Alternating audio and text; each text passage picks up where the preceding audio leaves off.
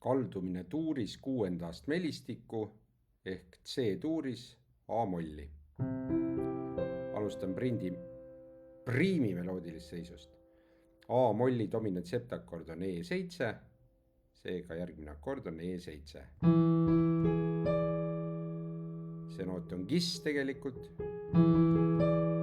ja A-moll.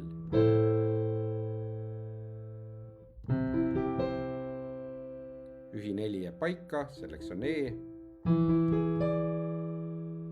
ja lahendan A-molli. Sama asi kvindi meloodilist seisust alustades.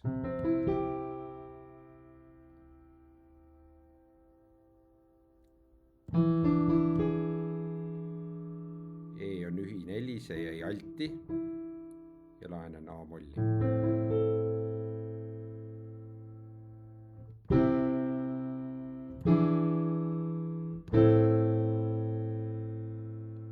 Ja alustan tertsi meloodilist seisust.